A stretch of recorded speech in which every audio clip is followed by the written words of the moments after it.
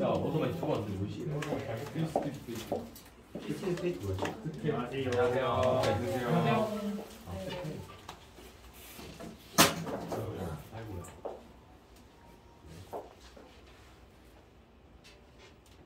네, 안녕하세요, 여러분. 남학생들이 되게 많네요. 네, 맞습니다. 어떻게 이러죠? 그러게요. 진짜 여학생들은 두 분밖에 안 계시고, 예. 그래서 아까 복도에서 좀 뵀는데 다 남학생들이 있어서 좀 놀랐거든요. 근데 괜찮습니다. 네. 오늘 저는 여러분들께 그 2시간 동안 강연을 하러 온 김현준 강사라고 합니다. 여러분들 고3이라고 알고 있는데 네. 귀한 시간 내주셔서 정말 감사하고요. 네. 제가 오늘 2시간 중에 1부가 처음 인문학을 만나다 라는 주제인데 혹시 인문학 들어보신 적 있으세요? 네. 네. 그리고 2부가 제목이 소설가라는 이상하고도 멋진 직업이라는 제목인데 혹시 제목만 들어봤을 땐 1부랑 2부 중에 뭐가 더 재밌을 것 같아요? 2부요. 아 진짜? 둘다요. 둘 다. 다 각자 다르신데 저 같은 경우는 2부가 더 하고 싶었어. 네. 왜냐면 1부는 어떻게 보면은 조금 뭐 딱딱할 수도 있고 근데 2부는 좀 제목만큼 이상하고도 멋진 직업이어가지고 여러분들께 이런 직업이 있다 그런 걸 좀 알려드리고 싶었어요. 그래가지고 네, 저희 1부 먼저 나가보도록 하겠습니다. 여러분 혹시 인문학이란 단어 들어보셨나요? 네.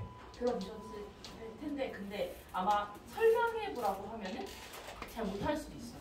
네, 혹시 한번 내가 이렇게 설명해보고 싶다 하는 분 계신가요? 날개를 펼치고 한번 도전하셔봐. 그러면은 네. 사람과 관련된 질문입니다. 맞아요. 네. 근데 조금 더 정확하게 이렇게 길게 설명해라고 하면은 잘 못하겠죠. 네. 그래서 제가 오늘 인문학에 대해서 쉽게 설명해 드리려고 그 제목이 처음 인문학을 만나다입니다. 네, 그래서 이런 식으로 목차가 구성되어 있는데요. 네. 그래서 혹시 인문학이 뭐냐고 물어보면 정말 다양한 대답이 나올 수가 있어요. 그래서 인문학은 말씀하신 대로 인간에 대한 학문을 다루는 거예요. 그래서 인간이란 존재, 인간의 마음, 인간의 생각과 행동, 인간의 관계를 맺고 있는 그 대상들의 연관 관계를 탐구하는 학문이라고 할 수 있어요. 그래서 일반적으로 제일 크게 세 가지가 문학, 역사, 철학, 문사철 이 세 가지를 인문학이라고 하는데 그 줄여서 문사철이라고 하고 근데 오늘날에는 더 다양한 학문 예를 들면 고고학, 언어학, 심리학, 교육학, 신학 이런 것들도 다 이제 인문학에 속해요. 그래서 여러분들은 눈치채셨을지 모르겠지만 학교에서 이미 인문학을 배우고 있어. 네. 문학 배우죠. 네. 역사 배우죠. 네. 이미 여러분들 가까이 있어요. 그래서 이 인문학이라는 게 실은 별게 아니에요. 우리 일상에서도 인문학을 찾아볼 수 있는데 예를 들면 여러분들이 쓰시는 SNS 용어 중에서도 찾을 수가 있어요. 잉여인간 아시죠? 네. 그게 잉여와 인간이 합쳐진 단어잖아요. 근데 잉여가 나머지 뭐 쓸모없는 그런 뜻이잖아요. 근데 그게 또 사회에서 쓸모없다고 느끼는 사람을 뭉뚱그려서 하는 말인데 그 송창섭이라는 소설가 아시죠? 뭐 비 오는 날이었나? 아니 손창섭 그 사람이 잉여인간이라는 소설을 쓴 적이 있어요. 그래서 그때부터 이런 단어를 썼었고 또 마르크스의 산업예비군이라는 말과도 사회적 의미가 비슷하대요. 그래서 송창섭이 1958년에 펴낸 적이 있어요. 이 잉여인간. 그래서 대표적인 인문학자인 공자 들어보셨죠? 네. 이 사람도 되게 오랫동안 백수로 살았었어요. 네. 그래가지고 삶의 상당 부분이 잉여 인간이었던 거지. 그래서 자신을 알아주는 사람이 하늘밖에 없었어. 네. 그래서 재취업을 하려고 12년 동안 헤맸지만 취직을 할 수 없었다. 그래서 잉여 인간을 이렇게 삶의 태도로 해석할 수 있는데 이렇게 한 단어를 봐도 인문학적으로 해석을 할 수 있어요. 이런 게 인문학적 관점이라고 보시면 돼요. 그래서 이 사진 보면은 처음 보시죠, 다들? 네. 이 여러분 네안데르탈린 아시죠? 네. 이 네안데르탈린이 최초의 매장 문화의 흔적을 남겼어요. 이게 매장 문화를 약간 복원한 그런 사진이거든요. 그래서 이 시체를 보면 약간 마치 자궁 속에 있는 태아처럼 웅크리고 있죠. 네. 네. 그래서 동물들 시체는 어때요? 그냥 허허 벌판에 버려져 있죠. 근데 이거는 사람의 시체여서 매장을 했던 거지.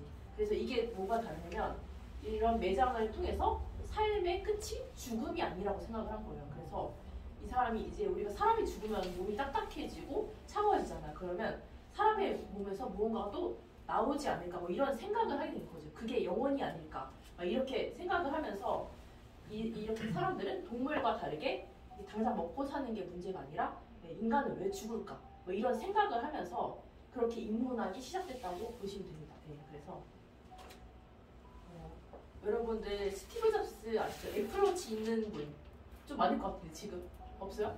저희 애플워치 말고 스티브워치가 저희 샤오미. 아 여기 학원에서 준 거예요? 네. 아, 수면 시간이랑 이런 거. 그러면 아이패드 있는 분 아이패드는 많이 있을 것 같아요. 그래서 저는 새로운 창조를 가능케 하는 게 인문학이라고 생각해요. 스티브 잡스 모르는 사람 없잖아요. 그쵸? 네. 맨날 똑같은 옷 입고 아이패드 만든 사람. 그래가지고 인문학 하면 빼놓을 수 없는 사람이 또 스티브 잡스인데 이 사람이 아이패드를 발표한 자리에서 창의적인 제품을 만든 비결이 우리가 항상 기술과 인문학을 접목시켰기 때문이다. 이런 말을 했어요. 그래서 애플 신화를 만들 수 있었던 이런 기술도 역시 인문학과 기술의 결합 때문이다. 그래서 인문학은 우리에게 새로운 창의력과 상상력을 준다. 그래서 예를 들면은 우리가 문학 작품을 통해서도 상상력을 기를 수 있는데 학교에서 문학 수업 배우면은 그 작품을 해석하려고 하잖아요. 네. 근데 사실 문학 작품은 정답이 없어. 그쵸? 그래서 많은 소설가들이 자기 작품이 이렇게 교과서에 실리는 걸 싫어해. 왜냐면 그 문제에 대한 답을 나도 못 맞춘다. 자기 작가도. 왜냐면 나는 답을 내려고 쓴 게 아닌데. 그래서 이렇게 우리의 상상력이 되게 다양하고 이렇게 사람마다 다르게 해석할 수 있어요. 똑같은 걸 봐도. 그래서 문학 작품으로도 우리는 상상력을 기를 수 있고 또 문학 작품 말고도 다른 인문학인 역사, 철학, 예술 뭐 이런 거 역시 우리의 상상력을 길러주고 역사는 또 과거의 이야기를 통해서 우리의 미래, 현재 뭐 이런 걸 볼 수 있고 철학은 뭐 나답게 사는 법 그런 거를 통해서 남을 흉내내지 않고 사는 것 그런 거를 알게 해줍니다. 그래서 방금 얘기한 거고 그리고 일반 독서랑 인문학 독서 혹시 여러분들 독서 많이 하세요? 고3이라서 별로 시간이 없을 수도 있어요.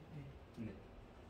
그래서 인문학 독서 혹시 최근에 읽어보신 거 있으신가요? 내가 읽었던 게 이게 인문학 책이었던 것 같다. 뭐 그런 거 없어요? 그 책을 안 읽어서. 아, 이제 공부만 하시죠? 근데 저도 겪어보니까 고3 때는 공부하는 게 나아. 책 읽으면은 공부를 못해. 그래서 일단 근데 뭐 이제 대학교 가면은 책을 많이 읽게 될 거고 그래서 그때 인문학을 또 만나게 될 텐데 일반 독서는 약간 독자들이 수동적인 것 같아 제가 보기에. 그래서 수동적이란 말은 작가가 써놓은 글을 쭉 그냥 따라서 읽는 거야. 근데 인문학 독서는 뭔가 능동적인 형태로 읽어야 돼요. 그래서 작가가 써놓은 질문에 자기 스스로 대답을 한번 해보고 곱씹어보고 그런 게 능동적인 독서라고 생각을 해요. 그래서 일반서를 독서할 때는 그냥 빠르게 많이 읽으면 돼요. 근데 인문학 서적을 읽을 때 정말 천천히 곱씹어보면서 질문을 해보면서 그렇게 읽는 게 좋다고 저는 생각을 해요. 그리고 또 인문학 책은 조금 어려울 수 있어. 내용이 어렵고 두꺼운 게 많아요. 그래서 그럼 어떻게 읽어야 될까요? 어떻게 읽는 게 좋을까? 기발한 방법 뭐가 있을까요? 자기와 대조해본다. 그런 것도 좋고 그리고 또 최신판을 읽는 거. 여러 버전이 나올 거 아니에요? 그 중에 최신판이 좋은 게 그 옛날 거는 약간 문법이나 어휘가 달라서 가독성도 떨어질 수가 있어요. 그리고 또 인문학은 슬로우 리딩이라고 해서 쪼개서 이렇게 천천히 읽는 거 그런 방법도 좋고 또 그런 방법을 이용해서 인문학 서적을 읽으면 좋을 것 같습니다. 그리고 그 중에 이제 문사철이라고 부르는 인문학의 대표적인 세 가지 중에 문학에 대해서 얘기를 해볼 텐데 문학이란 여기 써있는 대로 여러분들이 국어 시간에 이미 배웠어요. 그래서 또 독후감을 쓰기 위해서 읽었던 것들이 그게 문학 작품이에요. 그래서 또 문학은 특정한 언어로 쓰인 글을 문학이라고 하고 문학의 장르는 시, 소설, 수필, 희곡, 평론 이런 것들이 있어요. 그래서 저는 문학 작품을 읽어야 하는 이유가 작품 속 인물들을 통해서 이 세상에는 정말 다양한 사람들이 있구나 그런 거를 이해하게 해주기 때문에 읽어야 된다고 생각해요. 그래서 문학 작품을 읽으면 공감 능력이 생긴다고 해요. 그래서 예를 들면 등장인물에게 감정이입을 하는 거죠. 그래서 여러분들이 재밌게 읽었던 스토리들 한번 떠올려보세요. 네. 돌아보면 자신이 주인공에게 되게 감정이입했던 기억이 있을 거예요. 네. 그래서 예를 들면은 해리포터 모르시는 분 없잖아요. 그래서 보면은 우리가 책 초반부에 해리가 겪는 그런 불행 같은 거 그런 거를 좀 약간 감정을 이입을 하죠. 네. 그래서 해리라는 캐릭터에 감정이입을 하고 또 마침 그 볼드모트랑 싸울 때 그럴 때 되게 나도 얘가 어떻게 되는지 뭐 이렇게 걱정이 되기도 하고 네, 그런 게 있었고 그래서 감정이입이라는 게 우리가 볼드모트를 응원하게 되는 게 아니고 해리를 응원하게 되는 거. 그래서 해리가 기쁘면 우리도 기쁘고 네, 그런 것들이 감정이입이고 또 어린 왕자도 아시죠?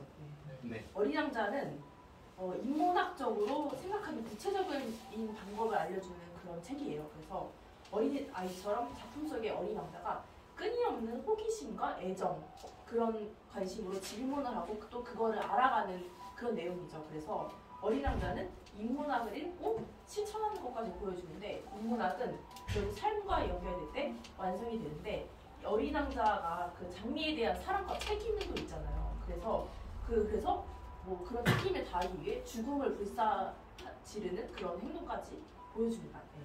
그래서 그러면 문학 작품을 제대로 읽는 법에 대해서 제가 한번 알려드리고 싶어요. 저는 책을 진짜 많이 읽은 사람이에요. 작가였었기 때문에. 그래서 네, 책을 진짜 빨리 읽어요. 이렇게 책을 빨리 읽으려면 많이 읽다 보면 저를 빨리 읽게 돼요. 네, 그래서 제 학생들이 놀랄 정도로 빨리 읽는데 근데 이상하게 나는 소설책은 되게 늦게 읽어요. 그래서 속독이 안 되는 거예요. 소설책이. 그래서 저는 내가 난독증이 있나? 나 소설가인데 소설책 늦게 읽는 거 이거 학생들이 알면은 선생님 아닌가? 뭐 이렇게 오해할지도 모를 정도로 뭔가 창피했어. 근데 이게 맞는 거였어요. 왜? 네. 그 소설책은 원래 빨리 읽기가 어렵대요. 그 이유가 그 일본 문학가 히라노 게이치로가 자신의 책을 통해서 소설 작품을 속독할 수 없는 그 이유에 대해서 말을 한 적이 있어요. 그 이유가 소설에는 다양한 묘사들이 있죠. 네. 그리고 그런 것들이 있고 이런 것들이 플롯에만 관심 있는 속독자들에게는 노이즈처럼 여겨질 수가 있다. 네. 그래서 근데 이 노이즈가 소설을 더 소설답게 해주는 거다. 그래서 우리가 소설을 읽을 때 속도가 안 나는 것 같아. 그래서 뭔가 설정해놓은 게 많잖아요. 그런 거를 하나하나 곱씹으면서 이해하려고 하면 좀 이해가 안 되죠. 그래서 소설에 비해서 제가 에세이는 진짜 빨리 읽거든요. 네. 근데 소설은 속도가 안 나는데 그게 당연한 거예요. 그래서 여러분들도 소설을 읽을 때 속도가 안 난다. 그러면 내가 이상한 게 아니고 당연한 거예요. 네. 그리고 그러면은 구체적으로 어떻게 읽어야 문학 작품을 제대로 읽는 걸까? 네. 예를 들면 여러분들 연애 편지 써보신 적 있으세요? 아니요. 없어요? 없어요? 예. 어떻게 그렇지? 나 고등학교 때 내 친구들 옆에 남자애들 맨날 연애 편지 쓰고 있었는데. 어떻게 그렇지요? 아 진짜요? 저희 남고인데 남중 남고. 그 옆에 여고 없어요? 여기 있죠. 거기 애들이 뭐 내통 없어요? 내통? 없어요. 이게 또 코로나여가지고. 이게 또 이제 사회적으로 단절돼 있어요. 너가 그러네. 그래서 제가 생각하기에 문학 작품을 읽을 때 가장 추천하고 싶은 방법은 작가와 연애하듯이 빠져있는 방법이다. 그래서 최근에 제가 어떤 사람 좋아했는데 그 사람이 나한테 무슨 카톡을 보냈는데 내가 그걸 읽고서 이게 도대체 무슨 뜻으로 나한테 보냈을까? 이거 그린라이트일까? 뭐 이런 생각을 하면서 주변한테 보여주면서 이거 좀 해석해달라고 막 그랬던 적이 있어요. 그래서 우리가 어떤 사람이 나한테 연애 편지 그런 거 보내면은 하나하나 곱씹으면서 이거 무슨 뜻으로 나한테 이런 말을 했지? 막 그런 식으로 읽을 거예요. 그래서 구두점 하나까지 점점점 이러면 왜 점점점 했을까? 막 이런 거 이렇게 생각하면서 그렇게 연애 편지 읽듯이 그렇게 읽어야지 좋다. 네, 제가 생각하기에 그래요. 그래서 그 덧붙여 여러분들이 문학 작품을 읽을 때 그 질문을 던지면서 읽으면 좋을 것 같아요. 네. 질문을 많이 던지는 사람이 잘 소화한 사람이고 논리적으로 분석한 사람은 또 그렇지 않다고 생각해요. 문학 작품은 뭔가 딱 정답이 떨어지는 게 아니라고 했잖아요. 네, 그래서 이렇게 질문을 던지면서 아까 누가 말했던 건데 자기 삶과 연관시키라고. 네. 맞아요. 네. 그거 맞아요. 그렇게 연결해가면서 읽으면 더 훌륭한 독자가 되겠죠. 네. 그렇게 생각하고 그렇다면 네, 방금 했고 또 역사란 무엇일까? 네. 역사란 무엇일까 하면은 여기 나오는 대로 이게 맞아요. 역사란 사료를 통해 듣는 과거의 이야기다라고 정의할 수 있다. 사료는 과거의 사람들이 남긴 흔적을 사료라고 하고, 예를 들면 댄서키 시대의 인물이나 과거 사람들이 남긴 일기, 그런 게 사료라고 하는 거예요. 그래서 네, 그 사람들이 역사를 알고 싶어하는 이유가 뭐라고 생각하세요? 과거의 실수를 안 하기 위해서. 이분 공부도 잘하실 것 같아. 맞아요? 잘해요. 너무 인문학을 잘 알고 계신 것 같으시고. 네, 그래서 역사를 통해 과거를 아는 것에 그치지 않고 그 역사에서 현재 우리 삶에 놓인 그 당면한 그런 과제들을 풀 수도 있죠. 그래서 이런 점에서 역사를 잘 아는 사람은 미래나 뭐 현재 큰 실수를 안 할 수도 있다. 네, 그래서 간접 경험하고 네, 과거의 역사를 통해서 그런 교훈을 얻었다. 그렇게 볼 수 있고, 그렇다면 우리는 왜 역사 서적을 읽어야 될까? 그 이유 중 하나가 우리 모두가 사회적인 사람이기 때문에 그래요. 그래서 그 역사는 사회의 이야기죠. 그래서 여러분 혹시 신화 좋아하세요? 신화. 네. 네, 그래서 문학을 비롯한 모든 예술이 끊임없이 신화를 끌어들이는 이유는 신화의 상상력과 서사 구조 안에 인간의 본성이 명료하게 제시되기 때문이다. 그래서 우리가 신화와 같은 이런 역사책을 읽어야 되는 이유는 그 속에 우리의 미래가 담겨져 있기 때문에 그렇다. 그래서 우리의 미래뿐만 아니라 미래를 어떻게 살아가야 되는지, 뭐 잘 창조해낼 수 있는지 그런 거에 대한 해법도 있다. 그래서 우리가 신화를 읽어야 되는 이유는 우리 생각과 경험이 편협할 수도 있는데 좀 더 큰 세상을 볼 수 있게 그렇게 도와주기도 하고, 그래서 저는 역사 서적을 읽을 때 또 질문을 던지면서 읽는 게 좋다고 생각을 하는데 약간 이 사람이 어떤 질문을 던지면 좋을 것 같아요? 혹시 역사 서적을? 왜? 그것도 맞고, 내가 이 과거에 일어났던 이런 역사적 사건을 통해서 미래에는 뭐 이렇게 하면 뭘 해야 될까? 그렇게도 질문할 수 있겠죠. 네. 네. 그리고 또 철학. 여러분 중에 철학이 뭔지 모르시는 분 없을 것 같아요. 이 세 가지 중에 오히려 철학이 제일 쉽지 않나요? 철학이요? 네. 그냥 제가 생각하기에는 생각하는 거. 네. 그게 철학이라고 생각해요. 그래서 혹시 지금 무슨 생각해요? 지금요? 철학이요. 또 다른 분 무슨 생각해요 지금? 네, 우리는 계속 나도 모르는 사이에 끊임없이 계속 생각을 하고 있죠. 네. 그래서 생각대로 살지 않으면 뭐 사는 대로 생각하게 된다. 뭐 이런 유명한 말 남긴 사람 있잖아요. 프랑스 작가 폴 보르제가 한 말인데, 이 말은 한마디로 제가 생각하기에 철학을 하면서 철학적으로 살아가자. 네, 이 말이라고 생각을 해요. 그래서 그 철학 서적은 그럼 어떤 책인가? 네. 철학 서적은 삶에 대한 정답을 알려주는 게 아니라 우리가 올바른 정답을 찾고 뭐 사고 능력을 발전시켜주는 책이라고 저는 생각을 해요. 그래서 우리가 철학 뭐 아는 철학자들 좀 있지 않나요? 네. 누구 있어요? 칸트. 또 아리스토텔레스. 토마스 아퀴나스. 플라톤. 아니 진짜 많이 아시네. 네. 그런 분들과 위대한 철학자들과 만나서 그들과 소통을 하고 대화를 하는 게 철학 서적을 읽는 거라고 저는 생각을 해요. 그래서 그러면 우리가 이렇게 인문학 중에 제일 중요한 문사철에 대해서 알아봤잖아요. 근데 또 이거를 우리 삶에 또 적용시킬 수도 있어. 어떻게 적용시키냐? 예를 들면 인문학적 글쓰기 뭐 이런 식으로 적용을 시킬 수가 있어요.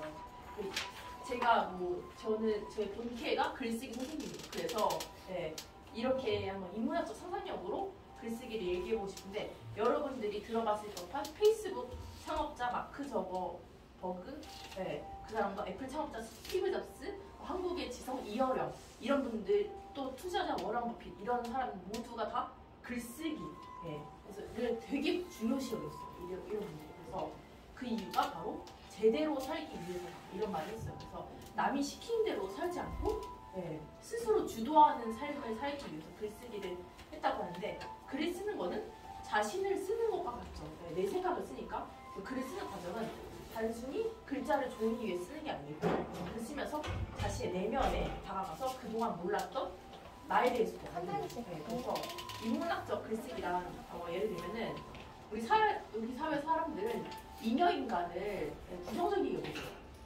근데 인문학적 상상력을 통해 이런 단어를 또 새롭게 볼 수도 있다. 네. 그래서 한국에서 일을 안 하면 나태한 사람으로 보잖아요. 근데 실은 공자 때부터 굉장히 잉여적인 시간은 중요한 덕목이었어요. 네. 그래서 이런 잉여의 시간들이 그 사람의 가능성을 엿볼 수 있는 그런 시간이라고 생각해요. 그래서 이런 것처럼 인문학적인 상상력으로 시선으로 접근하면 기존의 것도 새롭게 볼 수 있다. 그래서 인문학적 상상력이 저는 중요하다고 생각을 합니다. 네. 선생님, 저희 이제 반 하나가 몇 명이 조금 더 들어올 거라 가지고. 네네네. 네. 지금 1부 끝났거든요. 네. 저희 잠깐 쉬고 2부 또 할게요. 네. 2부. 네. 그리고